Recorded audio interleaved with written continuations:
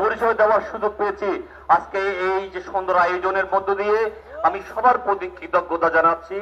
Specially দুইজন মানুষের নাম না বললে হয় না, সৈয়দ হাতেম আলী, যার কারণে আজকে এই সুন্দর আয়োজন, যিনি স্বপ্ন দ্রষ্টা বলা যায়, তারই হাত ধরে যিনি সৈয়দ মৌলানা ইসাক সাহেব, আসলে ওনাদের প্রতি আমি কৃতজ্ঞতা জানাচ্ছি এবং ওনাদের আত্মার মাগফিরাত কামনা করছি।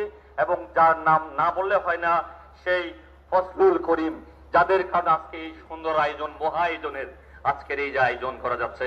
এবং আমি স্পেশালি সবাইকে সালাম জানানোর সাথে সাথে from my Buddhist community, I would like to thank my heartfelt thanks, especially those who are came from the foreign country, especially they have had to sacrifice lots.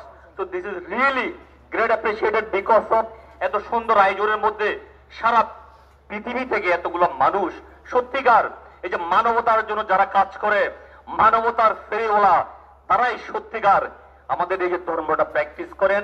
So আমি একটা জিনিস বিশ্বাস করি, আসলে what ever the religion, we have to become a good human. কারণ আমাদের ঠিকানা একটা, সেটা কি? কুল্লু নাফসিন যায়েকাতুল মাউত। এটা যদি সত্যিকার আমরা বিশ্বাস করি, আমাদেরকে কি প্রয়োজন? একজন ভালো মানুষ প্রয়োজন, যার জন্য প্রয়োজন গুড গভর্নেন্স। অনেক ভাইয়েরা কথা বলতেছিল গুড গভর্নেন্স নিয়ে, আসলে যেটা আজকে সারা আমাদের দেশে গত 54 বছর ধরে স্টাবলিশড হয় নাই। এই জন্য ভালো মানুষের প্রয়োজন। তাই আমি কামনা করি আল্লাহর দরবারে ভালো মানুষ আজকে যে স্টেজে যারা বসে আছে, তাদের নেতৃত্বের মাধ্যমে সুন্দর একটা বাংলাদেশ রচনা হবে, এটাই আমার প্রত্যাশা। সবাই ভালো থাকুন, সবাই সুস্থ থাকুন। আমাকে এখানে কিছু বলার সুযোগ দেওয়ার জন্য আমি আজকের আয়োজকের প্রতি আমার কৃতজ্ঞতা জানাচ্ছি। আমি আবারও সবাইকে সালাম জানিয়ে আমার এই সংক্ষিপ্ত বক্তব্য শেষ করলাম। আসসালামু আলাইকুম, সবাই ভালো থাকেন। আমার অনেক অনেক দোয়া রইল সবার প্রতি।